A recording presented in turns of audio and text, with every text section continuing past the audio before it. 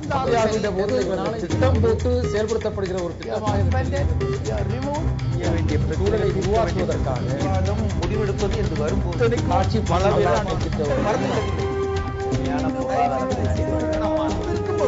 எதிர்த்து பேசிட்டு வணக்கம். நேர்பட பேஸ் நிகழ்ச்சியில் பங்கேற்பதற்காக உங்களை அன்போடு வரவேற்கிறோம். நாளை இந்தியாவுக்கு அமெரிக்காவின் அதிபர் பராக் ஒபாமா வருகிறார். இந்தியாவின் குடியரசு தின விழாவில் சிறப்பு விருந்தினராக பங்கேற்கிறார். இந்தியாவின் குடியரசு தினத்தின் சிறப்பு விருந்தினராக அமெரிக்க அதிபர் ஒருவர் பங்கேற்பது இதுவே முதல் முறை. இன்னொரு சிறப்பும் அவருடைய வருகைக்கு சொல்லப்படுகிறது. அமெரிக்க அதிபர் ஒருவர் இந்தியாவுக்கு இரண்டாவது முறையாக வருவதும் ஒபாமா மட்டும்தான்.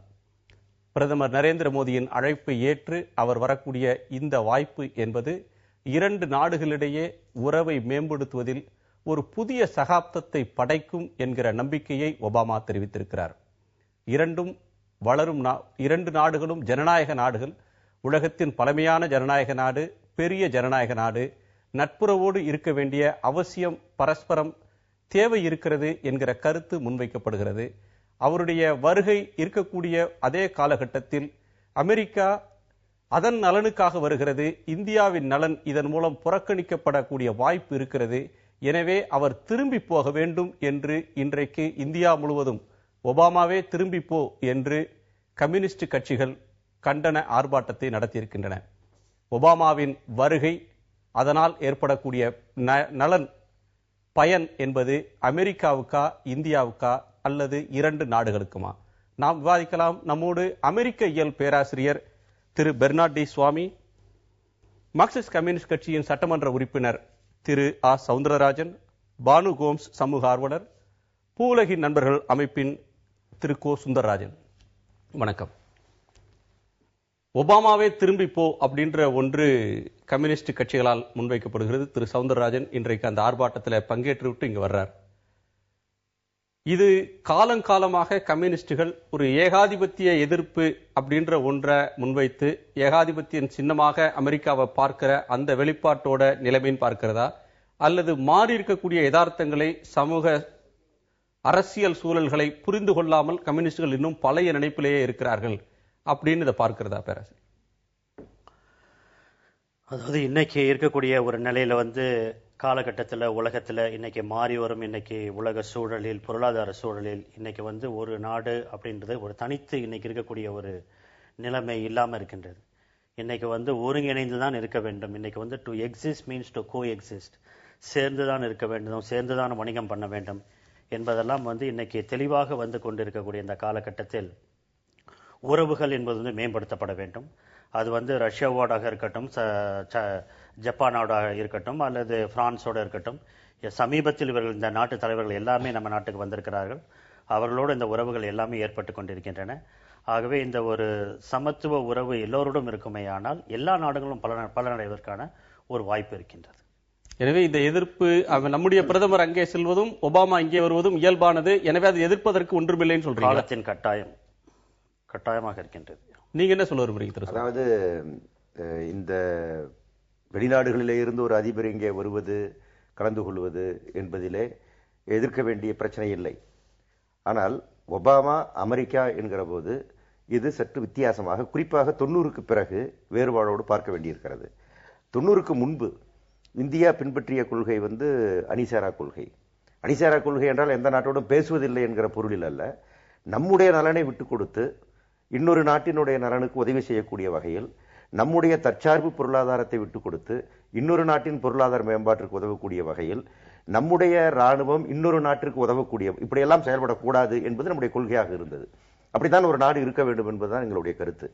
ஆனால் அமெரிக்கா தொடர்ந்து நம்முடைய நாடு அவர்களுக்கு ஒரு ஸ்ட்ராட்டஜிக் பார்ட்னர், ஒரு கேந்திர கூட்டாளியாக, அமெரிக்கா எது செய்தாலும் அவர்களுக்கு துணை நிற்க வேண்டிய ஒரு நாடு இந்தியா என்று நம்மை ஆக்குவதற்கான முயற்சியில் ஈடுபட்டார்கள். நேற்று ஒபாமா அவர்கள் டிவிக்கு அளித்த பேட்டியில மிக பெருமையோடு புலகாங்கிதத்தோடு சொல்லியிருக்கிறார், எங்களுக்கு இந்தியா ஒரு ஸ்ட்ராட்டஜிக் பார்ட்னர் என்றால். ஏற்கனவே கொரிய யுத்தம் நடந்த போது அமெரிக்காவை நாம் ஆதரிக்கவும் இல்லை, அந்த யுத்தத்தை நாம் எதிர்த்தோம். வியட்நாம் யுத்தம் நடந்தபோது அமெரிக்காவை ஆதரிக்கவில்லை, எதிர்த்தோம். அமெரிக்கா மேற்காசிய நாடுகளுக்கு போகிற போது அவருடைய பிளைட்டோ மற்றதோ இந்தியாவிலே இறங்க முடியாது, பெட்ரோல் பூர்த்தி செய்து கொள்ள முடியாது. அப்படி இருந்த இந்த நாடு இனிமேல் அவர்கள் எங்கே போனாலும் நாம் அவர்களுக்கு எல்லா உதவியும் செய்வோம் என்று பொருள். இந்த நிலைமை 1991 ஜனவரியில ஈராக் போர் நடந்த போது மும்பையில அமெரிக்க விமான எரிபொருளை நிரப்பிக் கொள்வதற்காக திறந்து விடப்பட்ட நாளிலேயே இந்த நிலைமை மாற தொடங்கிவிட்டது என்று தான் நான் சொல்லுகிறேன். இந்த 25 ஆண்டுகளிலே 90க்கு பிறகு, அதற்கு முன்பு, நான் 90க்கு முன்பு தான் சொல்லுகிறேன், அதற்கு பிறகு படிப்படியாக மாற தொடங்கி இருக்கிறது. இப்போது அதனுடைய உச்சத்தை தொட்டுவிட்டது. ஸ்ட்ராட்டஜிக் பார்ட்னர் என்கிற வகையிலே தொட்டுவிட்டார்கள். அதே மாதிரி அவர்களுடைய ராணுவம், கூட்டு ஒத்திகை, மற்றது இவை எல்லாமே நம்முடைய நலனை பாதிக்கிற, அவர்கள் நலனை மட்டும் பாதுகாத்துக் கொள்ளுகிற, இப்போது வருகிற போது அவர் கார் உள்பட பாதுகாப்பு உள்பட எல்லாம் கொண்டு வருகிறார். நம்முடைய ராணுவ அமைச்சர் அங்கே போனால், அத்வானி போன்றவர்கள் போனால் ஏர்போர்ட்டில் நிறுத்தி எல்லாவற்றையும் கலட்டி பார்த்துட்டு தான் அனுப்பி கொண்டிருக்கிறார்கள். இந்த ஒரு சமநிலை என்பது இல்லை. இந்தியா அவர்களுக்கு உதவுகிற நாடாக மாற வேண்டும். அதே மாதிரி இந்தியாவினுடைய எல்லா அடிப்படையான நம்முடைய நீதித்துறை, நம்முடைய சுரங்கத்துறை, நம்முடைய அனைத்து துறைகளிலும் அவர்கள் தங்களுடைய ஆதிக்கத்தை இறுக்கிக் கொள்ள, அவர்கள் நாட்டு மூலதனத்தை கொண்டு வந்து இறக்கிக் கொள்ள நடவடிக்கை எடுத்துக் கொண்டிருக்கிறார்கள். நம்முடைய நாடு அதற்கு இரையாகிவிட்டது. அதனால்தான் இரண்டாவது முறையாக ஒபாமா இங்கே வருகிறார். எந்த தனி பாசமும் காதலும் எல்லாம் கிடையாது. அதே மாதிரி வந்த பிறகுதான் இனிமேல் தான். திரு சவுந்தரராஜன், இதுல இன்னொரு பிரச்சனை இருக்கு. நீங்க சொல்றீங்க ஸ்ட்ராட்டஜிக் பார்ட்னர்ஷிப்ன்றது ஒன்று அவர்கள் நலனுக்காக மட்டும் இல்லை. இந்தியாவில் இருந்த ஆட்சியாளர்கள், முந்தைய ஆட்சியாளர்களும் சரி, இன்றைய ஆட்சியாளர்களும், அல்லது பரவலாக பல இன்றைக்கு ராஜ்ய ரீதியான உறவுகளை எழுதுகிற டிப்ளமேட்ஸ் கூட இந்தியாவின் நலன் அதில் அடங்கி இருக்கிறது. அமெரிக்கா போன்ற நாட்டோடு இணங்கி போவதும் நட்புறவோடு செல்வதிலும் ஸ்ட்ராட்டஜிக் பார்ட்னரா இருக்கிறதுலையும் தான் இந்தியாவின் நலன் இருக்கு. அதனால் இந்தியா தன்னுடைய நலனுக்காக அமெரிக்காவோடு இந்த உறவை பேணுகிறது அப்படின்ற பார்வையும் முன்வைக்கப்படுது. இல்லை, இந்தியா அமெரிக்காவோடோ வேறு நாட்டோடோ அமைதியாக இருப்பது, சமாதானமாக இருப்பது, நல்லுறவோடு இருப்பது என்பது வேறு. அவர்களுக்கு அடிபணிந்து போவது, அவர்கள் சொல்லுவதையெல்லாம் நாம் கேட்பது என்பது வேறு. இந்த ஸ்ட்ராட்டஜிக் பார்ட்னர் என்பது இப்போது ஏன் அந்த வார்த்தையே ஏன் பயன்படுத்தப்படுகிறது? இதற்கு முன்பு நாம் ஒரு தனி நாடு, இறையாண்மை உள்ள நாடாக இருந்தோம். இனிமேல் அவர்கள் யுத்தம் எங்கு செய்தாலும் அந்த யுத்தத்திற்கு உதவி செய்ய வேண்டியவர்களாக இப்போது நாம் மாற்றப்பட்டு விட்டோம் என்பது அதற்குள்ளே இருக்கிற பொருள். ஒரு நாடு அப்படி ஆகக்கூடாது, அதுவும் குறிப்பாக நம்முடைய நாடு ஆகக்கூடாது. அதுதான் நான் வலியுறுத்தி சொல்வது. ஆகவே ஒபாமா அவருடைய நாட்டு நலனை முன்னிறுத்தி எல்லா வகையிலும் அதை திணிப்பதற்கான ஒரு முறையில் நடவடிக்கை எடுத்து வெற்றி பெற்று விட்டார். அந்த மகிழ்ச்சியோடு இங்கே வருகிறார். ஆகவே எங்கள் நாட்டு, உதாரணமாக ஆண்டர்சன் போபாலிலே இவ்வளவு பெரிய மனித படுகொலை நடந்தது. அந்த மனித படுகொலை சம்பந்தப்பட்ட ஆண்டர்சன் இந்திய சட்டத்திற்கு உட்பட்டு வர வேண்டும் என்று கேட்டதற்கு கூட ஒத்துக்கொள்ளாத ஒரு நாடு. நாம் தொடர்ந்து பேசலாம்.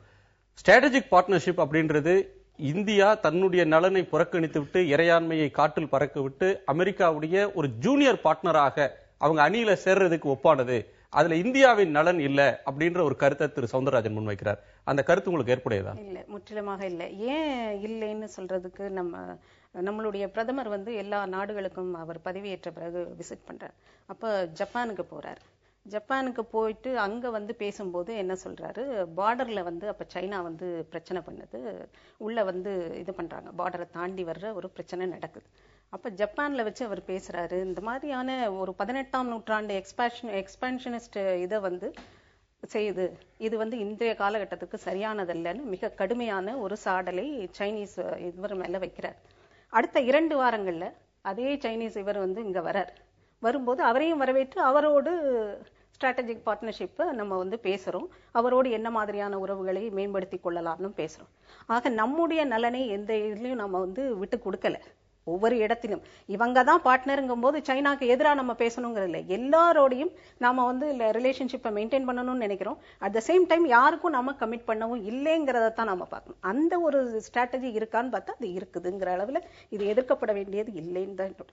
நீங்க என்ன சொல்ல விரும்புறீங்க? அதாவது மன்னராட்சி நடந்த காலங்கள்ல குறுநில மன்னர்கள் ஆளுகின்ற பகுதிக்கு பேரரசுகள் வந்தாலும் சரி, இல்ல குறுநில மன்னர்கள் பேரரசை பார்க்க போனாலும் சரி, ஒரு பெரிய பரிசு பொருட்கள், ரத்தனங்கள், வைரங்கள், வைடூரங்கள் அள்ளிட்டு போவாங்க. நறுமண மூட்டிகள் எல்லாம் எடுத்து கொடுத்து அனுப்புவாங்க, இல்ல கொண்டு போவாங்க. அது மாதிரி நாளைக்கு பேரரசான அமெரிக்கா ஒபாமா வராரு, சிற்றரசான இந்திய பிரதமர் அவர் எப்படி எப்படிலாம் குளிப்பாட்டலாமோ அதுக்கெல்லாம் தயாரா வச்சு இந்திய மக்களின், இந்திய நாடுகளின் ஒட்டுமொத்தமாக காவு கொடுப்பதற்கு தயாராயிட்டாங்க. நீங்க நியூட்ரினோ திட்டம் ஏன் இப்ப ஏன் அனுமதி கொடுத்தாங்கன்னு ஆரம்பிச்சு, இந்திய அணுசக்தி இழப்பீடு சட்டத்தை ஏன் டெவலப் பண்றாங்க வரைக்கும், ஹெர்குலஸ் ஏர்போர்ஸ் ஃபைட்டர் பிளேன்ஸ் எத்தனை இந்தியா ஆர்டர் பண்ண போற வரைக்கும் எல்லாத்தையும் பார்த்தோம்னா ஒட்டுமொத்தமாக அமெரிக்காவின் நலன் சார்ந்து மட்டுமே இந்தியா முடிவெடுக்க போது ரொம்ப தெளிவா தெரியுது. என்ன ஒரே ஒரு சின்ன அப்ப இந்திய ஆட்சியாளர்களுக்கு தங்கள் நாட்டு பொருளாதார வளர்ச்சி அப்படின்ற ஒன்றுல அக்கறை இல்ல, இந்தியாவுக்கு இதுல நன்மையே இல்ல, எல்லா பலனும் அவர்கள் தான் அனுபவிக்க போறாங்கன்னு எப்படி நீங்க பொதுவா சொல்ல முடியும்? ஏன்னா அவங்க போடக்கூடிய ஒப்பந்தங்கள் ஒப்பந்தம் இன்னைக்கு அவர் தோழர் சௌந்தரராஜன் சொன்ன மாதிரி ஒபாமா வந்தாலும் முதல் வேலையா போபால் போகணும், போய் அங்க பாதிக்கப்பட்ட 30,000 பேர் உயிரிழந்திருக்காங்க, பல லட்சக்கணக்கான மக்கள் வந்து காயம்பட்டிருக்காங்க, அங்க போய் சந்திச்சு ஆமா செஞ்ச தப்பு, இன்னைக்கும் பல்லாயிரக்கணக்கான பல லட்சக்கணக்கான டன் கழிவு அங்க இருக்கு, அந்த நிலத்தடி நீரை பாதிச்சுக்கிட்டு அந்த மக்களை பாதிச்சு அதை நான் கிளீன் பண்றேன், உங்களுக்கு தேவையான காம்பன்சேஷன் வந்து அமெரிக்கா அரசாங்கம் தரும் சொல்லியிருந்தாருன்னா உண்மையிலே இந்திய மக்கள் மீது அமெரிக்கா ஒரு கருணையோடு பாஸ்துருன்னு சொல்லலாம். அவங்களோட டெக்னாலஜி, அவங்களுடைய அப்சல்யூட் டெக்னாலஜியை 1979 இருந்து இன்னைய வரைக்கும் 1 மெகாவாட் கூட நியூக்ளியர் பிளான்ட் போடல. ஆனா அவங்க யூஸ் பண்ற டெக்னாலஜி இந்தியா மேல எப்படி தரலாம், ஹெர்குலிஸ் ஃபைட்டர் பிளைட்ஸ் எப்படி இந்தியா மேல தரலாம், இந்தியாவுடைய சோ கால்டு டிஃபென்ஸ் எக்ஸ்பான்ஷன் பிளான்ல அமெரிக்காவுடைய கம்பெனிகளுக்கு எவ்வளவு வாங்கி தரலாம், மான்சாண்டோக்கு எப்படி மரபண மாற்ற பயிரப்பட்ட பயிர்களை விட்டு தரலாம், முழுவதும் அவருடைய ஏதாவது ஒரு விஷயம். நீங்க ஹிரோஷிமால குண்டு போட்டதுல இருந்து ஆரம்பிச்சு இன்னைய வரைக்கும் பாருங்க, அமெரிக்கா தன் நாட்டினுடைய விஷயத்தை தவிர வேற யாரை பத்தியே கவலைப்பட்டு கேட்டா கிடையாது. ஏன் ஹிரோஷிமா தேர்ந்தெடுத்தாங்க அப்படின்னா, ஹிரோஷிமாவில் ஒரு அமெரிக்க படை வீரன் கூட போர் கைதியா கிடையாது, அதான் ஹிரோஷிமா தேர்ந்தெடுத்தாங்க. அன்னையிலிருந்து இன்னை வரைக்கும் ஒட்டுமொத்தமாக 3ஆம் உலக நாடுகளை சுரண்டி பிழைப்பது மட்டுமே அமெரிக்காவின் நோக்கம். அதுதான் செய்ய போறாங்க. நம்முடைய நாட்டு கிடைப்பதாக சொல்லக்கூடிய 1-2 பலன்கள் எல்லாம் நெல்லுக்கு நீர் பாய்ச்சும் போது கொஞ்சம் புல்லுக்கு பாய்கிற கதை தான். இதையெல்லாம் பெரிதுபடுத்தி பேசிக் கொண்டு இருப்பது நம்முடைய நாட்டு நலனுக்கு உதவாது. மிக தெளிவாக நாம் இருக்க வேண்டிய ஒரு பிரச்சனை அது. இல்ல, உலகத்தின் எல்லா நாடுகளும் இன்றைக்கு இருதுருவ உலக அமைப்பு இல்ல, ரஷ்யா இல்ல அமெரிக்கா மட்டும்தான் அப்படின்றது மாதிரியான ஒரு யூனிபோலார் உலகம் வந்துருச்சு. உலகத்தில் உள்ள எல்லா நாடுகளும் அமெரிக்காவோடு ஏதேனும் ஒரு வகையில உறவை மேம்படுத்திக் கொள்றது, இணங்கி போவது, அவர்களை பகைத்துக் கொள்ளாமல் இருப்பது, இப்படி ஒரு ஸ்ட்ராட்டஜியை உலகத்தில் எல்லா நாடுகளும் பண்றாங்க. அப்ப சைனாவும் அந்த நிலைமையை எடுக்கிறது, மற்ற நாடுகளும், ரஷ்யாவே அமெரிக்காவோட நட்புறவு பாராட்டும் போது இந்தியா மட்டும் அந்த மாதிரி ஒரு நிலைமையை எடுத்தா அது இந்தியா நலனுக்கு எதிரானது, இந்திய மக்கள் நலனுக்கு எதிரானது அப்படின்ற வார்த்தை எப்படி முன்வைக்கிறீங்க? இல்லை, பல நாடுகளோடு இன்றைக்கு நாம் மல்டிபோலார் உலகமாக இதை மாற்ற வேண்டும் என்பதற்காக சாங்காய் கோஆபரேஷன் கண்ட்ரீஸ், பிரிக்ஸ், இப்போது சைனா, இந்தியா உள்ளிட்ட நாடுகள் சேர்ந்து ஒரு வங்கியை உருவாக்கி இருக்கிறார்கள். இது போன்ற இந்த நிகழ்ச்சிகளை இந்த நாடுகளுடைய நிர்பந்தம் காரணமாக, நம்முடைய தெற்காசிய நாடுகள், ஆசிய நாடுகள் போன்றவைகளின் காரணமாக இந்தியா எடுத்துக்கொண்டே இருக்கிறது. அதே நேரத்தில் இதை வலுப்படுத்தி, இதை பலப்படுத்தி நம்முடைய சொந்தக்கால் செல்ஃப் ரிலையன்ஸ் என்று நிற்பதற்கு பதிலாக அமெரிக்காவோடு மிக அதிகமாக சார்ந்து போகிற காரியத்தையும் சேர்த்தே செய்கிறார்கள். மல்டிபோலாரிட்டி என்பது இன்றைக்கு தென்னாப்பிரிக்காவிலே, தென் அமெரிக்க நாடுகளிலே அமெரிக்காவின் பாச்சா பலிக்கவில்லை. அங்கு இருக்கிற நாடுகள் எல்லாம் ஒன்றாக சேர்ந்து ஒரு நிபந்தனை அமெரிக்காவுக்கு போட்டார்கள். கியூபாவோடு உங்களுக்கு இருக்கிற இந்த ஒரு பொருளாதார தடை போன்றவற்றால் நீங்கள் அகற்ற வேண்டும், அவர்களோடு நீங்கள் உறவை பேண வேண்டும் என்று ஒரு உத்தரவு போடுகிற நிலைக்கு அந்த நாடுகள் இன்றைக்கு வந்திருக்கின்றன. அமெரிக்க எல்லா சொத்துக்களும், அமெரிக்கா இதுவரை அங்கே வைத்திருந்த எண்ணெய் வயல்கள், நிலக்கரி சுரங்கங்கள், தாமர வைர சுரங்கங்கள் அனைத்தும் இப்போது அந்த நாடுகள் பொலிவியா உள்பட, வெனிசுவேலா உள்பட அனைத்து நாடுகளும் எடுத்துக்கொண்டன. ஆகவே மல்டிபோலாரிட்டி என்பது கொஞ்சம் கொஞ்சமாக வந்து கொண்டிருக்கிறது. மோடி என்னதான் முயற்சி செய்தாலும் நம்முடைய நாட்டினுடைய தேச நலன் என்பதை முன்னிறுத்தி நம்முடைய தேச சக்திகள் நிச்சயமாக எழத்தான் செய்யும். அந்த நம்பிக்கை எங்களுக்கு இருக்கிறது. ஆனால் நாம் நனைத்துத்தான் சுமக்க வேண்டுமா, காயப்பட்டு விட்டுத்தான் மருந்து போட்டுக் கொண்டிருக்க வேண்டுமா என்பதிலே இருந்துதான் நாங்கள் இந்த பிரச்சனையை அணுகுகிறோம் என்றுதான் பார்க்க வேண்டும். பழைய காயங்கள், பழைய கசப்புகள், அதிலிருந்து பேசுற யதார்த்தம்னு இதை பார்க்கிறதா, இல்ல அவங்க ஏற்றுக்கொண்ட சித்தாந்தம் அமெரிக்க எதிர்ப்பு ஏகாதிபத்திய சித்தாந்தம், அதன் வெளிப்பாடாக திரு ஏ சவுந்தரராஜன் அப்படி பேசுறாருன்னு பார்க்கிறதா? நான் தனிப்பட்ட ஒரு முறையில் இது பண்ண விரும்பல நான். பட் நம்ம இதை பார்த்தோம்னு சொன்னா ஒரு மாதிரி அந்த நான் அலைன்மெண்ட்லாம், அந்த அணி சேராலாம் போயிடுச்சு. அலைன்மெண்ட் இருந்துச்சுன்னா தானே நீங்க இங்க சாடுறீங்க அல்லது அங்க சாடுறீங்கன்னு சொல்றோம். இப்ப அலைன்மெண்ட்டே இல்லையே. அதனால இப்ப அலைன்மெண்ட்டே இல்லாதப்ப எல்லாமே நடுநிலைமை வகிக்கக்கூடிய ஒரு இதாக தான் இன்னைக்கு இருக்கு. இன்னொன்னு ஒவ்வொரு கண்டத்திலையுமே சிரியா மீதான போர், அது பற்றி பிரச்சனைகள் வர்றப்ப அங்க அமெரிக்க ஒரு நிலையும் மற்ற நாடுகள் வேறு நிலையும் எடுக்கின்றன. அதுல இந்தியாவோட ஸ்டாண்ட் இதுக்கு முன்னாடி இருந்த நிலையிலிருந்து மாறுதே. இந்தியா நம்ம பார்த்தோம்னா இந்த சமீப நாட்கள்லயே நம்ம மேக் இன் இந்தியா அப்படின்றோம். அவங்க பை அமெரிக்கா, இந்த 2 ஸ்லோகனோட தான், அந்த ஸ்லோகனோட தான் அவர் வர்றாரு. பை அமெரிக்கான்ற ஸ்லோகனோட அவர் வர்றாரு. நம்ம மேக் இன் இந்தியான்ற ஸ்லோகனோட நம்ம இருக்கிறோம்.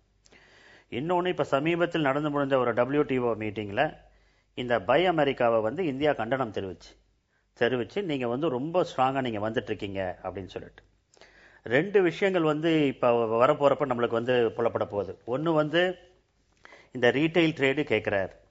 இது போன அரசாங்கம், மன்மோகன் சிங் அரசாங்கமாக இருந்தாலும் சரி, இப்ப இருக்கக்கூடிய அரசாங்கமும் சரி, இதை எதிர்க்கிறார்கள். அதனால வந்து இந்த ரீட்டைல் ட்ரேடு அப்படின்றது வரப்போறது கிடையாது. அது ஒரு அஜெண்டாவா அவர் கொண்டு வர்றார். ரெண்டாவது, இன்சூரன்ஸ்ல வந்து இன்னும் கொஞ்சம் பங்களிப்பு நிறைய இருக்கணும் அப்படின்றார். 49% மேல அது இருக்க முடியாது அப்படின்றத இவங்க உறுதிப்படுத்தி விட்டார்கள். ஆகவே 49%க்கு 49% உயர்த்துறதுக்கு நாடாளுமன்றத்தின் மாநிலங்களவையில அனுமதி கிடைக்காத நிலையில அல்லது நிறைவேற்ற சூழல் இல்லாதப்போ அவசர சட்டம் கொண்டு வந்ததே அமெரிக்காவை திருப்திப்படுத்துவதற்காக.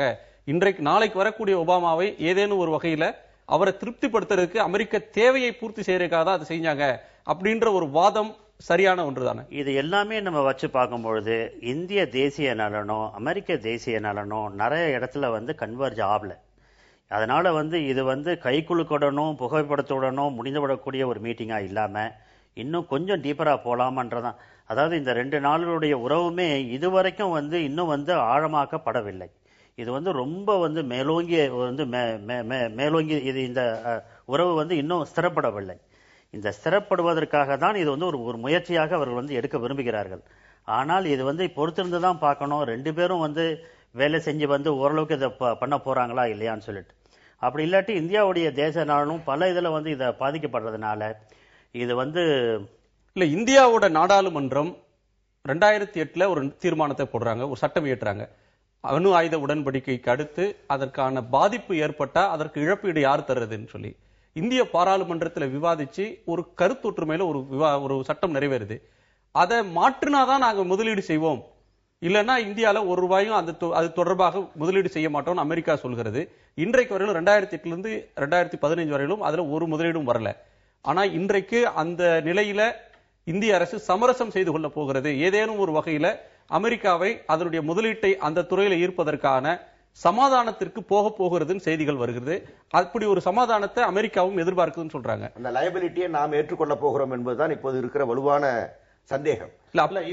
அதை விட அமெரிக்கா கட்சி எதிர்கட்சியாக இருந்தபோது அப்போ இருந்த ஐக்கிய முன்னணி அரசு வந்து இந்த லயபிலிட்டி ஆக்டை டைலூட் பண்ண ட்ரை பண்ணப்ப வந்து பாரதிய ஜனதா கடுமையா எடுத்தாங்க. அது எப்படி இந்தியாவோட பார்லிமெண்ட்ல எனாக்ட் பண்ண ஒரு லா வந்து டைலூட் பண்ணலாம் அமெரிக்கன் சப்ளைஸ் பாரதிய ஜனதா கடுமையா சண்டை போட்டாங்க. இப்ப இதே பாரதிய ஜனதா கட்சி ஆட்சிக்கு வந்தோடனே அமெரிக்கர்களுக்காக லயபிலிட்டி ஆக்டை டைலூட் பண்ணலாமான்னு பாக்குறாங்க.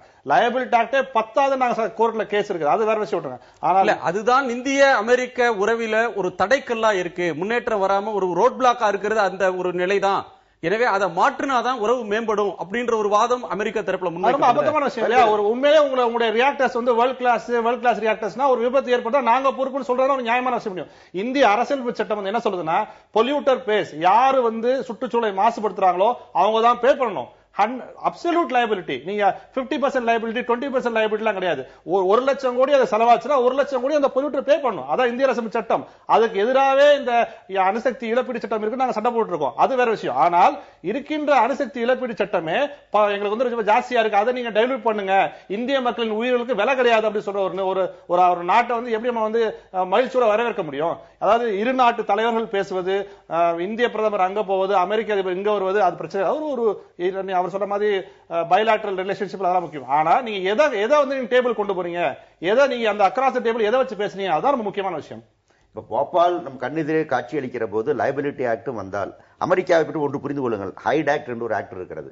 என் நாட்டில் ஒரு சட்டம் இருக்கிறது, அதற்கு ஏற்ப உன் நாட்டில் ஒத்துக்கொண்டால் உறவு இருக்கும், இல்லாவிட்டால் இருக்காது என்று பேசுகிறார்கள். நீ ஒரு சட்டத்தை போட்டுக்கொண்டு ப்ரீ கண்டிஷனோடு இப்படித்தான் இருக்க வேண்டும் என்று நீங்கள் டிக்டேட் பண்ணி கொண்டிருந்தால் அது என்ன உறவு? நாம் அப்படி ஒரு சட்டத்தை போட்டுக்கொண்டு பேசினால் அவர் ஒத்துக்கொள்வாரா? இதுதான் நாம் விட்டு தருகிறோம் என்று நாங்கள் சொல்லுகிறோம். இது விட்டு தர்றது அப்படின்னு சொல்ல முடியுமா, அல்லது நம்முடைய ராஜ்ய நலனுக்காக இணங்கி போகிறது, வேறு வழி இல்லாமல் ஏற்றுக்கொள்வதுன்னு எடுத்துக்கணுமா பான்? அதாவது இதை வந்து அமெரிக்காவோட இது வேற, நம்மளோட இது வேற, நிறைய டிஃபரன்சஸ் 2 கண்ட்ரீஸ்க்கும் உண்டு. யூனிட்டி இன் டிஃபரன்ஸ் தான் இந்த மீட்டிங்கை நம்ம அப்படித்தான் பார்க்கணும். பல வேறுபாடுகளுக்கு இடையில எந்த ஒரு புள்ளியில இருவரும் சந்தித்து இல்ல இருவரும் இணைந்து ஒரு டெவலப்மெண்ட்டை முன்னாலே கொண்டு போகலாம். நமக்கு தேவை இருக்கிறதா? நாம வந்து வளர்ந்து கொண்டிருக்கும் நாடு, அவங்க வளர்ந்த நாடு. அப்ப வளர்ந்த நாடுக்கு உண்டான அத்தனை அரகன்ஸோடையும் தான் அவங்க வருவாங்க.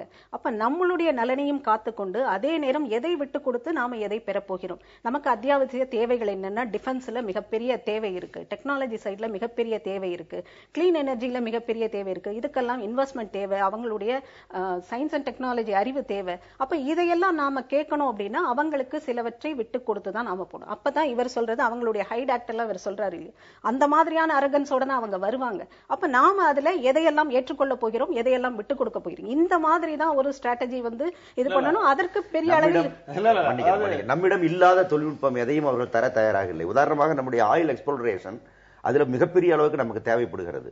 50 ஆண்டுகளுக்கு முன்னமே இருந்து நாம் கேட்டுக்கொண்டிருக்கிறோம். இன்றைக்கு வரை அமெரிக்காவோ கனடாவோ தர தயாராக இல்லை. சோவியத் யூனியன் இல்லாமல் போயிருந்தால் இன்றைக்கு இருக்கிற எண்ணெய் கிணறுகள் கூட இந்தியாவுக்கு கிடையாது. அது இல்லாமல் இன்சூரன்ஸில் எனக்கு அனுமதி கொடு, இன்சூரன்ஸ் என்ன டெக்னாலஜி நமக்கு தேவைப்படுகிறது, எதற்காக அதை கேட்கிறார்கள்? வங்கித்துறையில எதற்காக அவர்கள் அனுமதி கேட்கிறார்கள்? எங்கே சுலபமாக பணம் கிடைக்குமோ, எங்கே ரிஸ்க் இல்லாமல் பணம் கிடைக்குமோ, எங்கே தகவல் தொழில்நுட்பத்தை நமக்கு தராமலேயே பணத்தை அள்ளி செல்லலாமோ அதில்தான் அவர்கள் குறியாக இருக்கிறார்கள். இவர்கள் இந்த துறைகளில் இடமில்லை, வேறு துறைக்கு வாருங்கள், விண்வெளிக்கு வாருங்கள், பாதாளத்திற்கு போகலாம் வாருங்கள், இப்படிப்பட்ட தொழில்நுட்பம் தேவைப்படுகிற விஷயத்தை அவர்களை கூப்பிடுங்கள். இப்போது ஆயில் இந்த அணு விஷயத்தில் கூட அவர்கள் பணம் போனால் போகட்டும். எத்தனையோ நாடுகள் இருக்கிறது, ஐஏஇல கையெழுத்து போட்டு விட்டீர்கள். எத்தனையோ நாடுகளில் அந்த தொழில்நுட்பம் இருக்கிறது, நேரடியாக அங்கே போங்க, பயிர வேண்டியதை செய்யுங்கள். பாதுகாப்புக்கு யார் ஒத்துக்கொள்கிறார்கள் அவரோடு சேர்ந்து போங்க. அமெரிக்கா மட்டும் இல்ல, எந்த நாடுமே ஒப்புக்கொள்வதற்கு தயாராக இல்லாத நிலைமை தானே இன்றைக்கு மற்ற நாடுகளை நீங்கள் பேச வேண்டும். பல நாடுகள் அதற்கு தயாராக இருக்கின்றன. மற்ற நாடு பேசுங்கள். இப்ப ரஷ்யாவோடு பேசுகிறார்கள். அணு வேண்டுமா, உலை வேண்டுமா, ஒரே இடத்துல 10 அணு உலை இருக்க வேண்டுமா, அது தனி சப்ஜெக்ட். அதுக்கு நான் போகவில்லை. ஆனால் நான் இறப்பு நேரலாம் என்கிற அபாயத்தில் ஒருவேளை நேர்ந்தால் நான் நஷ்டஈடு தருகிறேன் என்று கூட ஒரு நாடு ஒத்துக்கொள்ளாது என்றால் அதில் எப்படி சமரசம் செய்ய முடியும்? அப்ப இதுல இரு பரஸ்பர நலன் இல்ல, ஒரு சார்பு நலன், ஒரு வழி பாதை தான் நலன் அப்படின்னு சொல்ற அந்த வாதம் ஏற்புடையதா உங்களுக்கு? அதாவது வந்து ஒரு 2 நாடுகளுக்கு இடையே பேச்சுவார்த்தை நடக்கும் போது 2 பேரும் வந்து மேக்சிமம் நம்மளுக்கு என்ன கிடைக்கும் அப்படின்றது பார்ப்பாங்க சார். இது வந்து அடிப்படையில வந்து இது இரு உறவுல வந்து கட்டாயமா வரக்கூடிய ஒன்று. அதனால அவரும் என்ன வந்து மேக்சிமம் எடுத்துட்டு போகலாம்னு சொல்லிட்டு பாக்குறாரு. நம்மளும் வந்து நம்மளால என்ன மேக்சிமம் நம்மளுக்கு வந்து கிடைக்கும் அப்படின்னு சொல்லிட்டு பாக்குறோம். நம்மளுக்கு வந்து பாதுகாப்பு வந்து இன்னைக்கு இருக்கக்கூடிய ஒரு ப்ரையாரிட்டி ஏரியாவா இன்னைக்கு இருக்குது. ஒரு 2 மாசத்துக்கு முன்னாடி எல்லாம் அந்த சைனீஸ் சப்மேரின்லாம் உள்ள வந்துட்டு போனது அப்படின்லாம் வச்சு பாக்குறப்ப ஒரு மாதிரி அண்டர் வாட்டர் சப்மேரின் ட்ரோன்ஸ் எல்லாம் நம்மளுக்கு வந்து ஓரளவுக்கு தெரியுமா, இந்த மலாக்கா இது வந்து அந்த கப்பல்கள் நிறைய மூவ் ஆகிற இடத்துல வந்து இந்த கீழே இருந்து நம்மளுக்கு வந்து ஓரளவுக்கு நம்மளுக்கு சொல்ல முடியுமா, என்ன கப்பல்கள், எந்த நாட்டு கப்பல்கள், போர் கப்பல்கள்லாம் வருதா இல்லையா அப்படின்னு சொல்லிட்டு சொல்ல முடியுமா? இந்த போல ஒரு டெக்னாலஜி நம்மகிட்ட இல்லாத டெக்னாலஜி தான் நம்ம கேட்கிறோம். ஒன்று தேசிய பாதுகாப்பு என்பது ஒன்று, தேசிய நலன் என்பது ஒன்று. இது ரெண்டையும் மையப்படுத்தி தான் இந்த பேச்சுவார்த்தைகள் இருக்க போகுது. அதன் அடிப்படையில் தான் இந்தியாவும் வந்து சில இதை வந்து கேட்கறதுக்கு இருக்கிறாங்க. அவங்களுக்கு என்ன, இதுக்கு முன்னாடி அவர் என்ன சொன்னாரு, பெங்களூர்ல இருக்கிற ஜாப்ஸ் எல்லாம் நான் வந்து திருப்பி அமெரிக்காவுக்கு கொண்டு வந்துருவேன்னா தான் அவர் எலெக்ஷன் கேம்பெயின்ல அவர் சொன்னார். அதனால ஃபர்ஸ்ட் டேர்ம்ல அது சொன்னப்பதான் உறவு வந்து ரொம்ப இப்ப பாதிச்சது. அதே போல H1B அவர் பயன்படுத்தி அந்த பெங்களூருன்ற வார்த்தை தான் டிக்ஷனரியிலே புதிய சொல்லாக கூட பயன்படுத்தினாங்க. வேலையை அபகரிக்கிறார்கள் இந்தியர்கள் அப்படின்ற ஒன்று. ஆனா இன்றைக்கு நமக்கு வந்து ஏன் அமெரிக்காவோடு நீங்க சொல்ற இந்த காரணங்களுக்காக ராணுவ ஒத்திகை, ராணுவ உடன்பாடு அப்படின்ற ஒன்று அமெரிக்காவோட போடுறதுல இந்தியாவின் நலன் மட்டும் இருக்கா, அல்லது இந்த பிராந்தியத்தில் அமெரிக்கா தன்னுடைய செல்வாக்கை செலுத்துவதற்கு நாம உடந்தையாக போகிறோமா? இந்த கேள்வி இருக்கிறது. நாம் தொடர்ந்து விவாதிக்கலாம். பேராசிரியர் பெர்னார்டி, ராணுவ உடன்படிக்கை, ராணுவ கூட்டு ஒத்திகை அப்படின்ற ஒன்று அமெரிக்காவோட நம்ம செய்துகிட்டு இருக்கோம். அது இன்னும் 10 ஆண்டுகளுக்கு நீடிக்க போவதற்கான பேச்சு இதுல வரப்போகுதுன்னு சொல்றாங்க. இப்போ இந்தியா 2 முறை போர் செய்தது, ஒன்று பாகிஸ்தானோடு, இன்னொன்னு சைனாவோடு. அந்த 2 நாடுகளுக்கும் ஆயுதங்களை தந்த நாடு, விற்பனை செய்த நாடுன்னா அமெரிக்கா. இப்போதும் அந்த 2 நாடுகளுக்கும் இந்தியாவோடு மோதல் வரக்கூடும் அப்படின்னு நினைத்தால் அதற்கான வாய்ப்பு, எல்லை பதற்றம் இருக்கக்கூடிய நாடாக அந்த 2 நாடு தான் இருக்கு. அந்த நாடுகளுக்கு அமெரிக்கா இன்றைக்கும் ராணுவ உதவிகளை செய்து கொண்டிருக்கிறது, தளவாடங்களை, கருவிகளை விற்று கொண்டிருக்கிறது. அவங்களோட நீங்க ஒத்திகை செய்கிறோம், கூட்டு ஒப்பந்தம் செய்கிறோம் அப்படின்னு போகிறது இந்திய நலன் அப்படின்னு எப்படி சொல்ல முடியும்? அதாவது இன்னைக்கு வந்து இந்த செக்யூரிட்டி கன்சர்ன், இந்த பாதுகாப்பு வந்து இன்னைக்கு வந்து மாறி இருக்கிறத நம்ம பார்க்கிறோம். ஒரு மாதிரி அமெரிக்க உறவு 98க்கு முன்னாடி, 98க்கு அப்புறம் அப்படின்னு சொல்லிட்டு நம்ம பார்க்க வேண்டியிருக்கு. கிளின்டன் அங்கே அதிபராக வந்த பிறகுதான் வரிசையாக அவர்கள் வந்து இந்தியாவுக்கு வர ஆரம்பித்தார்கள். அந்த சமயத்துல தான் வந்து நம்முடைய இந்த சவுத் ஏஷியாவில் வந்து இன்னைக்கு அரசியல் மாற்றம் வந்து நிகழ்ந்தது. அந்த அரசியல் மாற்றத்தில் ரொம்ப கூட்டாளியாக இருந்த பாகிஸ்தான் வந்து ஓரளவுக்கு வந்து இந்த பயங்கரவாதத்தினால, அதுவும் சிறப்பாக வந்து அந்த 9/11க்கு அப்புறம் அந்த ஒரு ரிலேஷன்ஷிப் அவங்களோட போயிடுச்சு. 2வது பொருளாதாரத்தில் சைனா வந்து எழுந்து கொண்டே இருக்கின்றது. மிகப்பெரிய பவராக அது வந்து வந்துகிட்டே இருக்கு. அப்போ சைனாவை கவுண்டர் பண்ணணும். அப்போ யாரை வச்சு கவுண்டர் பண்ணலாம்? இந்தியா வச்சு தான் கவுண்டர் பண்ண முடியும். அதனால பொருளாதாரத்தை பொறுத்த வரைக்கும் சைனாவோட தான் கூட்டு.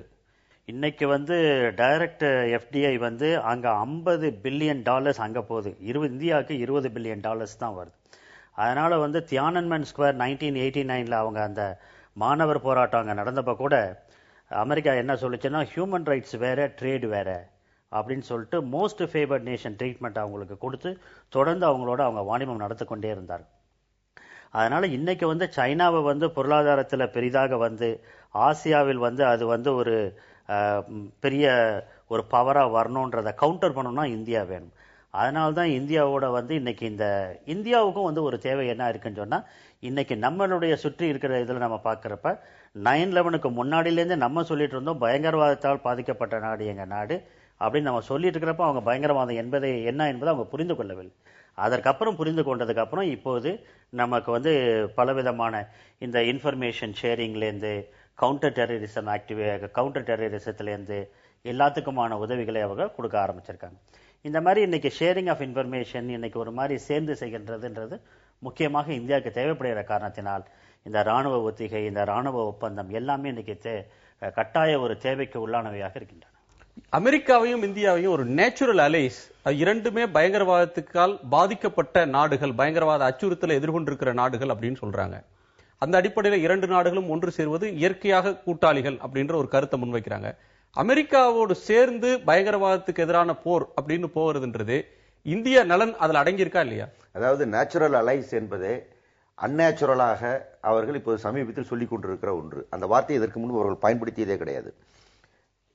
ஒபாமாவே சொல்லியிருக்கிறார். அதாவது இந்தியாவும் அவர்களும் இந்த பயங்கரவாத எதிர்ப்பு என்கிற பிரச்சனையிலே தகவல் பரிமாறிக்கொள்வது மற்றது போன்ற அந்த விஷயங்களை செய்துதான் தீர வேண்டும், செய்யலாம். ஆனால் சேர்ந்து பயங்கரவாதத்தை ஒழிக்கலாம், அமெரிக்காவை சார்ந்து நின்று இதை சாதிக்கலாம் என்றால் அதை போல் ஒரு தவறு வேறு இருக்க முடியாது. காரணம், பயங்கரவாத எதிர்ப்பு என்ற பெயரில் இன்றைக்கு உலகத்தில் மிகப்பெரிய பயங்கரவாதத்தை இறையாண்மை உள்ள ஆட்சிகளுக்கு எதிராக, தேர்ந்தெடுக்கப்பட்ட ஆட்சிகளுக்கு எதிராக அல்லது அங்கு இருக்கிற மக்களுடைய விருப்பத்திற்கு விரோதமாக ஆட்சிகளை ஆட்டம் காண செய்து கொண்டிருப்பது, அரசுகளையே கலைத்துக் கொண்டிருப்பது அமெரிக்கா தான். அதற்கு உதாரணம் ஈராக், அதற்கு உதாரணம் சிரியா, அதற்கு உதாரணம் ஆப்கானிஸ்தான், அதற்கு உதாரணம் பல நாடுகள், லிபியா போன்ற நாடுகள். ஆகவே பயங்கரவாதம் உலகத்தில் பயங்கரவாதத்தை துவக்கியது, தூண்டியது, ஆயுதம் கொடுத்தது, பயிற்சி கொடுத்தது, எல்லாவற்றையும் செய்தது இவர்கள் தான். அல் கொய்தாவுக்கு யார் எல்லாம் கொடுத்தது? தலிபானுக்கு யார் எல்லாம் கொடுத்தது ஆப்கானிஸ்தானத்தில்? இது ஊரறிந்த ரகசியம், உலகறிந்த ரகசியம். இப்போது அவர்கள் எங்களுக்கு எதிராக திரும்புகிறார்கள் என்கிற பெயரில், அவர்களை ஒழிக்கிறோம் என்கிற பெயரில் ஒவ்வொரு நாட்டிலும் எண்ணெய் வளம் இருக்கக்கூடிய ஈராக்கை கையிலே வெட்டிக் கொள்வதற்கு இந்த பயங்கரவாதத்தை இன்றைக்கு பயன்படுத்தினார்கள். சதாம் ஹுசேனை தூக்கில் போட்டார்கள், முடிந்துவிட்டது. இப்போது எண்ணெய் அவர்கள் அபகரித்துக் கொண்டிருக்கிறார்கள். ஆகவே இந்த நாட்டை நம்பி நாம் போகக்கூடாது. நீங்க சில பேர் அடியாட்களை கூட்டிட்டு வருவான், என் வீட்டை இவர்கிட்ட மீட்டு கொடுங்கன்ட்டு. கடைசியில் அடியாள் வீடு இவர்கிட்ட இருந்து போய் அவர்கிட்ட போய் அடியாள்கிட்ட போயிடும். அந்த கதை தான் அமெரிக்காவும் தான் நடக்கும். இதை நம்முடைய அரசு புரிந்து கொள்ள வேண்டும். புரிந்து கொள்ளாவிட்டால் இந்திய மக்களுக்கு மிகப்பெரிய சேதம் வரும். இப்போது நம்முடைய நில கையகப்படுத்தும் சட்டத்தில் அவர்கள் செய்திருக்கக்கூடியதும் அதுதான். அதை விட பயங்கரவாதம் வேற என்ன இருக்கிறது? அந்த கையகப்பட்டுதான் போன வருடம் நிறைவேற்றிய அந்த சட்டத்தை இப்போது திருத்துகிறார்கள். ஒரே காரணம், அமெரிக்க கார்ப்பரேட்டுகளுக்காக, இந்திய பெருமுதலாளிகளுக்காக எல்லா நிலத்தையும் அவர்கள் விரும்பிய விலைக்கு விரும்பியபடி வாங்கிக் கொள்ளலாம் என்பதற்காக. இதை எப்படி ஏற்றுக்கொள்வது? அமெரிக்காவில் எப்படி நிலத்தை கொடுப்பார்களா? இப்போது அமெரிக்காவிலே மானியத்தை கொடுத்துதான் தக்காளி உற்பத்தி ஆகிறது, உருளைக்கிழங்கு உற்பத்தி ஆகிறது, எல்லாம் உற்பத்தி ஆகிறது. அதில் தான் கச்சப் வருகிறது, அதில் தான் சிப்ஸ் வருகிறது, எல்லாம் வருகிறது. ஆனால் இந்தியாவிலே மானியம் கொடுக்க கூடாதுன்னு நிர்பந்தம் கொடுத்துக் கொண்டே இருக்கிறார்கள். நீங்க அமெரிக்கா எதிர்ப்பு அப்படின்ற ஒன்றிலிருந்து இதை பார்க்கிறீங்க. ஒரு 20 ஆண்டுகள் 30 ஆண்டுகளுக்கு அமெரிக்காவுக்கும் இந்தியாவுக்கும் இருந்த நிலைமை வேற. இன்றைக்கு ஒரு நடுத்தர வர்க்கம் இந்தியாவில் வளர்ந்திருக்கு. இந்த நடுத்தர வர்க்கம் அமெரிக்காவோடு ஏதேனும் ஒரு வேலைகளுக்கு போறது, படிக்க போகிறது அப்படின்ற ஒன்று அந்த உறவு அதிகரித்த ஒரு காலகட்டமா இன்னைக்கு மாறி இருக்கு. இன்றைக்கு இதே மாதிரியான அமெரிக்காவை வெறுக்கக்கூடிய அல்லது அதோடு உறவு பாராட்டக்கூடாது, நட்பு பாராட்டக்கூடாது அப்படின்னு பார்க்கிற ஒரு மனநிலை இந்திய மக்கள்கிட்ட ஒரு பிரிவினர்கிட்ட வந்துடுச்சு அப்படின்றத நீங்க கணக்கில் எடுத்துக்காம பேசுறீங்களா? அது தவறு. அதாவது அமெரிக்கா தன் தேவைக்கு நம்முடைய அறிவை வாங்கி கொண்டிருக்கிறார்களே தவிர, பிரைன் இஸ் ட்ரெய்னிங், அவன் தேவைக்கு வாங்கி கொண்டிருக்கிறான். இந்தியாவிலே வேலை இல்லாமல் என்ஜினியர்கள் இருக்கிறார்கள் என்று கரிசனப்பட்டு அவர்கள் வேலை கொடுக்கிறார்கள். இப்போது அங்கிருந்து போனதுனால நம்ம மக்கள் பயனடைஞ்சிருக்காங்களா இல்லையா? அவர் தேவைக்கு இப்போது தேவை இருக்கிற போது கூப்பிடத்தான் செய்வார்கள். அவர்கள் கட்டாயம் நம்ம போகத்தான் செய்வார்கள். இப்போது திருப்பி அனுப்புவேன் என்று சொல்லிக் கொண்டிருக்கிறார். அப்போது என்ன செய்ய போகிறோம்? லட்சக்கணக்கான பேர் இங்கே இறங்கினால் என்ன செய்ய போகிறோம்?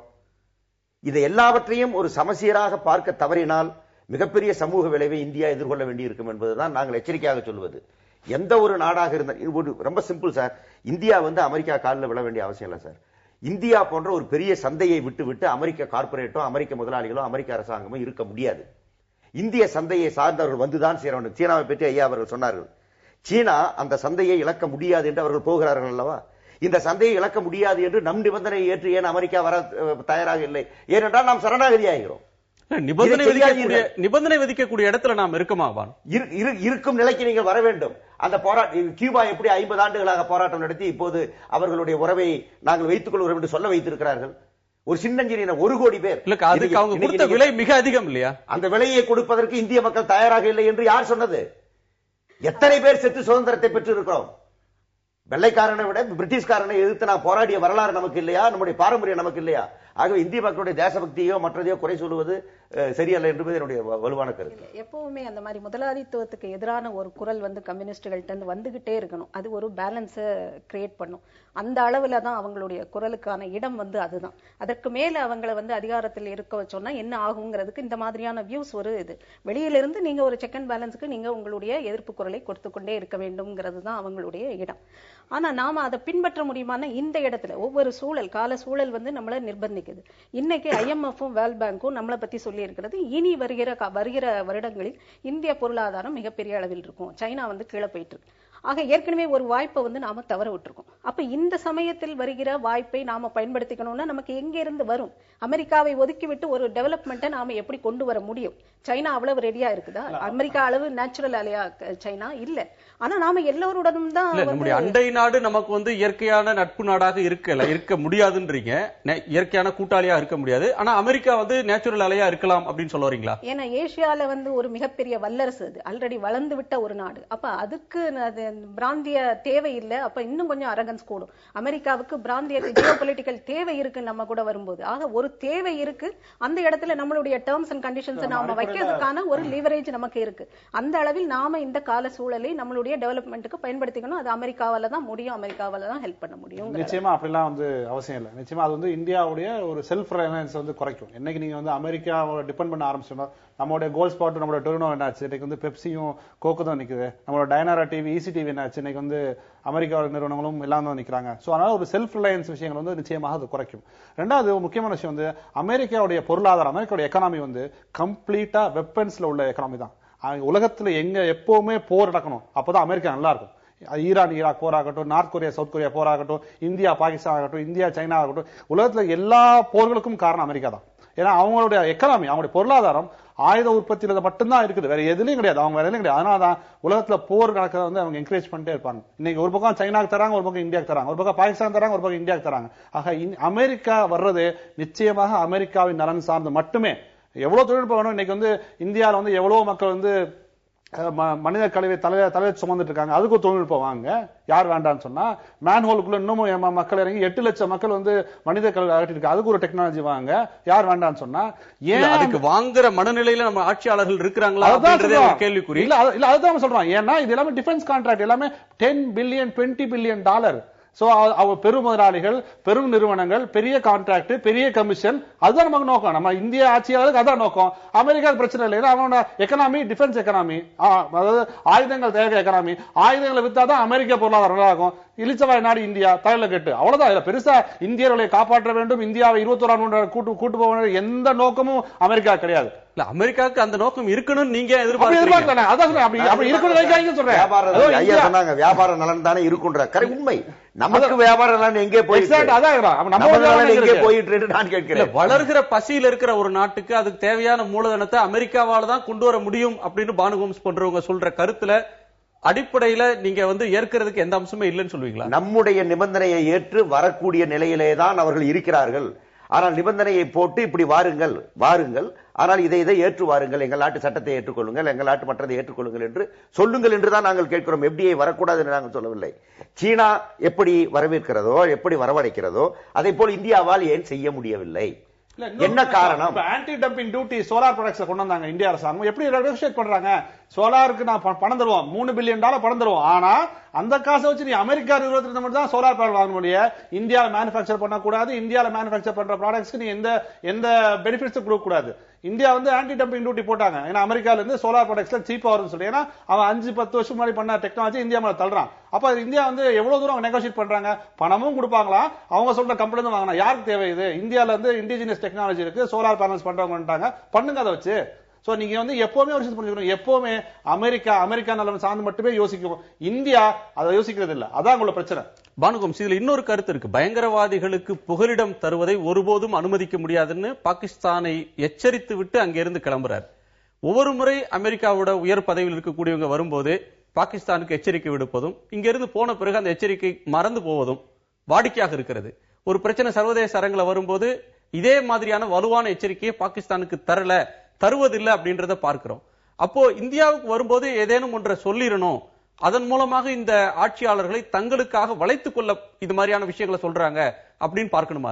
அதாவது அமெரிக்கா எவ்வளவெல்லாம் நம்மளை ஏமாற்றுதுன்னே நம்ம பார்க்கிறோம். நம்மளுடைய திறமைகள் இல்லை, நம்முடைய தலைவர்கள் இதையெல்லாம் உணராதவர்களா, எந்த அளவுக்கு நம்மளுடைய நலனை விட்டு கொடுத்து இந்த மாதிரி அவங்களுக்கு அடிமைகளாக போவதற்கு நாம தயாரா இருக்குமா, அதற்கான சூழல் இருக்குதா, அதற்கான அரசியலமைப்பு இருக்கா, இல்ல அரசியல் ஆட்சியில இருக்கிறவங்க அந்த மாதிரியான ஒரு எண்ணத்தோடு இருக்கிறார்களா, இதெல்லாம் தான் அதை பத்தி தான் நாம கவலைப்படணும். எப்பவுமே எதிர் சைட்ல இருந்து வர்றவனை நாம வந்து ஆன்டிசிபேட் பண்ணிட்டு இருக்கிறது இல்லை. நாம எந்த அளவு விட்டு கொடுக்க போறோம், நாம எதெல்லாம் விட்டு கொடுத்து எதையெல்லாம் பெற போகிறோம். நீங்க சொன்னீங்க பாகிஸ்தானோட அமெரிக்காவோட அந்த டபுள் கேம். எப்பவுமே இங்க வந்துட்டு நேரா இங்க ஒரு ஸ்டேட்மெண்ட் விட்டுட்டு நேர பாகிஸ்தானுக்கு போய் அங்க ஒரு ஸ்டேட்மெண்ட் விட்டு போவாங்க. ரெண்டாவது பில்லியன் கணக்குல நிறைய டாலர்ஸ் வந்து கொடுத்துட்டே இருக்காங்க பாகிஸ்தானுக்கு எய்டா, தீவிரவாத தாக்குதலுக்கு பிறகும் கூட. ஆக இந்த இடத்துலதான் நாம வந்து நம்மளுடைய பிரதமருடைய இந்த அவர் பதவியேற்ற பிறகு என்ன மாதிரியான ஸ்ட்ராட்டஜியை அவர் கைப்பிடிக்கிறாருன்னு பாத்தீங்கன்னா, ஒவ்வொரு நாட்டிலும் அமெரிக்காவுடன் மட்டும்தான் உறவுன்னு சொல்லி சீனாவை பகைக்கல, சீனாவுடைய நட்புறவை தேடுகிறார், ஜப்பானோட நட்புறவை தேடுகிறார், ஜெர்மனியோட தேடுகிறார். எல்லா நாடுகளோடும் நட்புறவை பேண வேண்டும்ங்கிறத மிக கிளவராக எல்லா இடத்துலயும் அவர் எஸ்டாப்ளிஷ் பண்ணிட்டே வர்றார். ஆக எந்த இடத்துல இன்க்ளூடிங் பாகிஸ்தான். ஆக நீங்க வந்து அமெரிக்காவை சார்ந்து இருக்க போறது இல்லை, அமெரிக்காவும் தேவை. ஆனா நீ இல்லைன்னா எனக்கு மத்த எல்லாரும் எதிரி ஆயிடுவாங்கிற நிலைமையை நாம வந்து இது பண்ண போறது இல்லைங்கிறது தான் நமக்கான சாதகமான அம்சம். அது மோடி வந்து இந்தியாவின் நலனை விட்டுக் கொடுக்காமல் சர்வதேச அரங்குல உலகத்தின் தலைவர்களை கவர்ந்து இந்தியாவின் நலனை மேம்படுத்துவதற்கான முயற்சியில் ஈடுபட்டு இருக்கிறார். அதன் ஒரு பகுதி தான் ஒபாமாவோட வருகை அப்படின்னு பார்க்கிற ஒரு பார்வையை பானுகோம்ஸ் முன்வைக்கிறாங்க. அதனால்தான் இப்போது 8 மாதத்தில் 9 அவசர சட்டங்கள் வந்தது. பார்லிமெண்ட் முடிந்த அடுத்த நாள் அவசர சட்டங்கள் வரிசையாக போட ஆரம்பித்தார்கள். அதிலே காப்பீட்டுத்துறை இடம்பெற வேண்டிய அவசியமே கிடையாது, அவ்வளவு பெரிய அவசரம் அதில் ஒன்றும் கிடையாது. வங்கித்துறை அவ்வளவு பெரிய அவசரம் ஒன்றும் கிடையாது. இவர்கள் போட்டிருக்கிற நிலக்கரி சட்டமோ அல்லது நம்முடைய நிலம் கையகப்படுத்தும் சட்டமோ எதுவும் அவசர சட்டமாக கொண்டு வர வேண்டிய அவசரம் எதுவும் இல்லை. என்ன அவசரம்? ஒபாமா வருகைதான் அவசரம். அந்த எல்லா சட்டங்களுக்கு பின்னாடும் அவை அமுலுக்கு வருமானால் அதனுடைய பலன் அமெரிக்காவுக்கு மிக பெரும் அளவுக்கு கிடைக்கும். அமெரிக்கர்களை விட அமெரிக்க நலனை அதிகம் பாதுகாப்பதற்கு துடிப்பவராக மோடி இருக்கிறார் என்பதுதான் உண்மை. இந்திய நிறுவனங்கள் அதுல பயனடையாதா? இந்திய மக்கள் பயனடைய மாட்டார்கள்? பயனடைவார்கள். இந்தியாவின் பெருமுதலாளிகள் பயனடைவார்கள். மிகப்பெரிய அளவுக்கு அமெரிக்க கார்பரேட்டுகளும் பிரிட்டன் கார்பரேட்டுகள் மற்ற கார்பரேட்டுகள் ஏகாதிபத்திய நாடுகளுடைய முதலாளிகள் பலனடைவார்கள். இதை செய்தால்தான் இந்தியா 9% அளவுக்கு வளரும். நிலக்கரியை வந்து நீங்க சுரங்கங்களை அனுமதிக்கணும், மின்சாரத்தை பெருக்கணும், உற்பத்தியை. அதனாலதான் இந்தியாவோட வளர்ச்சி அங்கதான் முடங்கி இருக்கு. எனவே இந்த அவசர சட்டம் வளர்ச்சிக்காக தேவை அப்படின்ற ஒரு வாதத்தை அரசு முன்வைக்குது. கோல் இந்தியா வந்து இப்ப இந்த மன்மோகன் சிங் ஆட்சிக்கு வந்து இந்த பீரியடுக்கு முன்ன வரையில கோல் இந்தியாவுக்கு தேவையான நிலக்கரி எடுத்துக்கொண்டுதான் இருந்தது, லாபம் ஈட்டிக் கொண்டுதான் இருந்தது, எல்லாம் செய்து கொண்டுதான் இருந்தது. இவர்களாக நம்முடைய ஆட்சியாளர்கள் அதை தனியாருக்கு கொடுக்க வேண்டும் என்பதற்காகவே அதை கொஞ்சம் கொஞ்சமாக சாகடித்தார்கள். சாகடித்து விட்டு இப்போது என்ன சொல்லுகிறார்கள்? நீங்கள் சொல்லுகிற வாதத்தை அவர்கள் முன்வைக்கிறார்கள். இப்போதும் அரசு அதை சாதிக்க முடியாதா? அரசு அதை செய்ய முடியாதா? அரசாங்கத்தால் வெட்டி எடுக்க முடியாதா? எதற்காக இப்போது தனியாருக்கு கொடுக்க வேண்டும்? 73ஆம் ஆண்டு நிலக்கரி சுரங்கங்களை மண்ணுக்கு கீழே இருக்கிற எல்லாவற்றையும் அரசுதான் இனி நிர்வகிக்கும் என்று நீங்கள் சட்டம் கொண்டு வந்து விட்டு இப்போது அது தனியாருக்கு போனால்தான் நாங்கள் வாழ முடியும் என்று பேசினா அதற்கு என்ன பொருள்? ஆகவே இது முழுக்க முழுக்க மற்றவர்களுக்காக, தனியாருக்காக, இந்திய பெருமுதலாளிகளுக்காக இவர்கள் செய்து கொண்டிருக்கிற ஏற்பாடு. ஏற்கனவே இருந்தவர்கள் கொஞ்சம் தயங்கி பயந்து செய்ததை ஒருவேளை கூட்டாட்சி என்பதால நமக்கு தெரியவில்லை. இவர்கள் இப்போது முரட்டு அடியாக புல்டோசிங் பண்ணி கொண்டிருக்கிறார்கள்.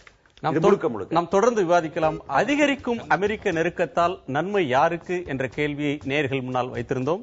இந்தியாவுக்கு நன்மை என 9% நேயர்களும், அமெரிக்காவுக்கு நன்மை என 56% நேயர்களும், இருதரப்புக்கும் என 35% நேயர்களும் கருத்து தெரிவித்திருக்கிறார்கள்.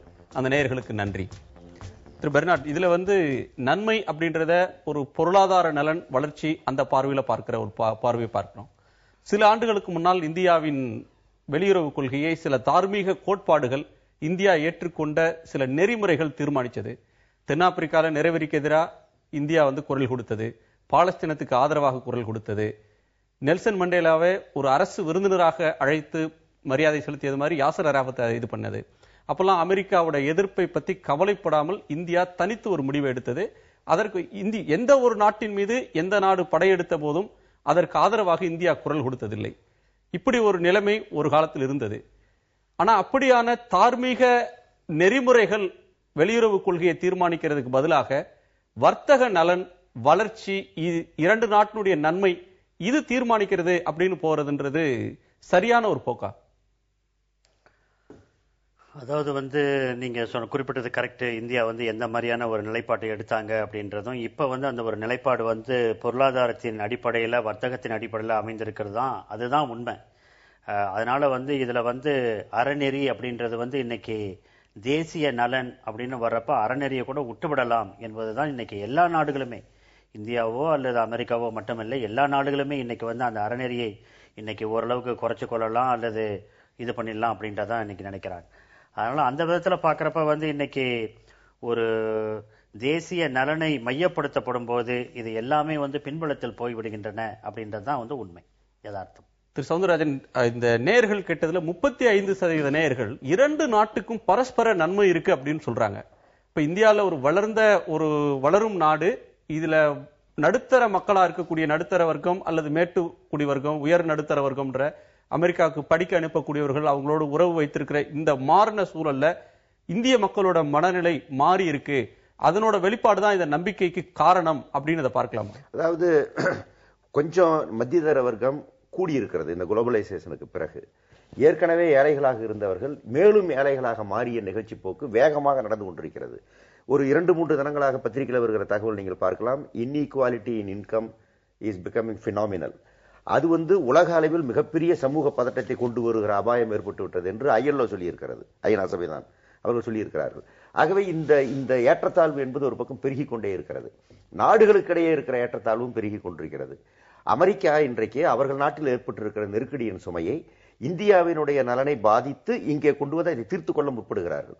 நாம் இன்னொருவருக்கு உதவி செய்யலாம், இன்னொருவருடைய உதவியை பெறலாம். ஆனால் நம்முடைய தோலை அவர்களுக்கு கொடுத்து விட்டு நாம் வேடிக்கை பார்க்க முடியாது. வித்தியாசம் எல்லாம் கொஞ்சம்தான். நீங்கள் வர்த்தகம் செய்கிற போது நம்முடைய நலனை காப்பாற்றிக் கொள்வதற்குரிய வகையில் வர்த்தகம் செய்ய வேண்டும். ஆனால் நீங்கள் நம்முடைய நலனை புறக்கணித்து விட்டு செய்கிறீர்கள். நீங்கள் அங்கிருந்து வருகிறது, பணம் வருகிறது, எஃப்டிஐ வருகிறது, மற்றது வருகிறது என்று நீங்கள் சொல்லுகிறீர்கள். நீங்கள் கூப்பிடாவிட்டாலும் அது வரும். அது எங்கே தேவை இருக்கிறதோ, எங்கே சந்தை இருக்கிறதோ, எங்கே இழுப்பு இருக்கிறதோ அதை நோக்கி அது வரும். ஏன் அந்த பொருளாதாரம் உங்களுக்கு புரியவில்லை? புரியாமல் இல்லை. இவர்களுடைய சிந்தனையே அப்படி மாறி போயிருக்கிறது. ஆகவே இவர்களை வைத்துத்தான் பண்ண முடியும் என்று அவர்கள் கருதுகிறார்கள். இது எந்த வகையிலும் ஏற்றுக்கொள்ள முடியாத விஷயம். இரு தரப்புக்கும் இதில் எந்த ஒரு ஒப்பந்தம் போட்டாலும் உங்களுக்கு ஏதாவது ஒரு சின்னது கிடைக்கும். ஒரு அவளாவது கிடைக்கும், ஒரு சின்ன அவன் உரிச்சு போட்ட தோலாவது கிடைக்கும் உங்களுக்கு. அதை வைத்துக் கொண்டு நமக்கு பலன் கிடைக்கிறது என்று பேசினால் அதெல்லாம் பொருள் அல்ல. நமக்கு கிடைக்க வேண்டிய பலன் கிடைக்கவில்லை. நம்முடைய உழைப்பு வளத்தை கொடுத்து விட்டு, கனிம வளத்தை கொடுத்து விட்டு, இயற்கை வளத்தை கொடுத்து விட்டு, எல்லாவற்றையும் கொடுத்து விட்டு நாம் என்ன பெறுகிறோம் என்ற கேள்வியை கேட்டால் அது மிகப்பெரிய ஏமாற்றமாக இருக்கிறது என்பதுதான் வேதனை. பானுகோம்ஸ், உங்கள்கிட்ட கேட்க விரும்புறது, அமெரிக்க அதிபர் வர்றது சர்ச்சைக்குரியதா இருக்குது, அதை விமர்சிக்கிறாங்க. ஆனால் இந்திய பிரதமர் எல்லா நாடுகளுக்கும் சென்றார், பிரேசில் சென்றார், ஜெர்மனி சென்றார், இது இருக்கு. இதுல பிரேசில் சென்று வந்த போது அந்த பிரிக்ஸ் அப்படின்ற ஒரு வங்கி உருவாக போகிறது. அது IMF-க்கும் வேர்ல்டு பேங்குக்கும் இணையான ஒரு வங்கியாக இருக்கும். அதுக்கு நம்முடைய ரகுராமராஜன் கூட அதுக்கு தலைவராக போகக்கூடும். பெய்ஜிங்ல அதுக்கு இது வரும் அப்படின்னு சொல்லப்பட்ட அந்த பிரிக்ஸ் வங்கி அப்படின்றது ஒரு பெரிய முயற்சியாக, நரேந்திர மோடி பயணத்தினுடைய பெரிய வெற்றியாக அன்றைக்கு பேசப்பட்டது. அதுவே வேறு பொருள்ல சொன்னா அமெரிக்காவுக்கும் மாற்றான ஒரு அமைப்பாக China, Russia, Brazil, south Africa இவங்கெல்லாம் சேர்ந்த, இந்தியா சேர்ந்த ஒரு முயற்சியாக பார்க்கப்பட்டது. அதுக்கு பிறகு அதுல பெரிய முன்னேற்றம் இல்லை. இப்ப இந்தியா அமெரிக்காவோடு நல்ல ஒரு உறவுக்கு போறது அப்படின்ற ஒன்று பிரிக்ஸ் முயற்சிக்கான மூடு விழாவாக இருக்குமா, அல்லது பிரிக்ஸ் பக்கம் இந்தியா இருக்குமா, அல்லது அமெரிக்காவோட பார்ட்னராக இந்தியா போகுமா? இல்ல நீங்க ட்ரேட் ரிலேஷனை வந்து நீங்க இதோட குழப்பறீங்க. பிரிக்ஸ் பேங்க் வந்து இந்த நாடுகள் பிரிக்ஸ்ல என்னென்ன கண்ட்ரீஸ் இருக்கோ அந்த நாடுகளுக்கான நிதி தேவையை ஒருவருக்கு ஒருவர் இது பண்ணி கொடுக்குறது, டெக்னாலஜி எக்ஸ்சேஞ்ச் எல்லாமே இருக்கும். அதற்கு ஆதாரமான நிதி தேவையை கண்ட்ரீஸ் ஒண்ணுக்கு ஒண்ணு கொடுத்து உதவி கொள்வது, அது பிராந்திய ரீதியிலான ஒரு இது வந்து ட்ரேட் ரிலேஷன். ட்ரேட் ரிலேஷன் போது குளோபலைசேஷன்ல நீங்க எல்லா கண்ட்ரியோடையும் எவ்வளவு ட்ரேட் ரிலேஷனை மெயின்டைன் பண்றீங்களோ அதை வைத்து தான் இன்னைக்கு பைலேட்டரல் ரிலேஷன்ஷிப்ங்கிறதே அடிப்படையாக ட்ரேட் ரிலேஷனை வச்சு தான் இருக்கு. ரெண்டாவது ஃபாரின் பாலிசி பத்தி பேசும்போது கேட்டீங்க. ஃபாரின் பாலிசிங்கிறது அணிசேரா கொள்கை நம்ம ஒண்ணு வச்சிருந்தோம். ஆனா இன்றைய தேதியில் உள்ளூர் அதாவது உள்நாட்டு வளர்ச்சி இல்ல உள்நாட்டு தேவை அதை அடிப்படையாக வைத்ததுதான் நம்மளுடைய ஃபாரின் பாலிசிங்கிறது. எல்லா கண்ட்ரியும் பயன்படுத்தும் போது நாம அதுல இருந்து விலகி நின்னோம்னா நம்மளுடைய உள்நாட்டு தேவையை பூர்த்தி செய்ய முடியாதுங்கிறது ஒரு நிதர்சனமான யதார்த்தம். அதாவது நீங்க வந்து உள்நாட்டு தேவைகள் நிச்சயமாக இருக்குது, பொருளாதார வளர்ச்சி நிச்சயமாக தேவை இருக்கு. ஆனா அதுக்காக நீங்க வந்து எதை வந்து நீங்க காவு கொடுக்குறீங்க அப்படிங்கிற விஷயம் தான் பார்க்கணும். அதாவது உலக ஒழுங்குகள்ல வேர்ல்டு குளோபல் ஆர்டர்ல வந்து அறம் சார்ந்த உலக ஒழுங்குகள்லாம் உடைஞ்சு போச்சு. இன்னைக்கு வந்து பணம் சார்ந்த உலக ஒழுங்குகள் தான் வந்துச்சு. ஆனா அதுக்காக இந்தியா போன்ற ஒரு நாடு வந்து இஸ்ரேல் கூட சேர்ந்துட்டு பாலஸ்தீனுக்கு எதிரான ஒரு வாக்கெடுப்புல வந்து வெளியிட்ட செய்யறது வந்து ஒரு மிகப்பெரிய அயக்கத்தனம். அதை எந்த காலத்திலும் வந்து ஏற்றுக்கொள்ள முடியாது.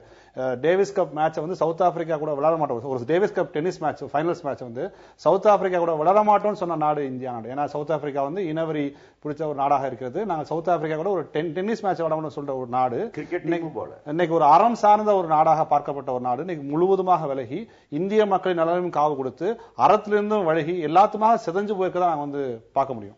நன்றி. உங்கள் நாளுடைய வருகைக்கும் கருத்து பகிர்வுக்கும் மிக்க நன்றி. அவருடைய பயணம் என்னென்ன சாதிக்க போகிறது, அதில் என்ன வருது அப்படின்றத அடுத்து இன்னொரு தருணத்தில் நாம் விவாதிக்கலாம். நேரலை மற்றொரு நேர்பட பேசு நிகழ்ச்சியில் சந்திக்கலாம். வணக்கம். முடிவெடுப்பது என்று வரும்போது ஆட்சி பலவேறு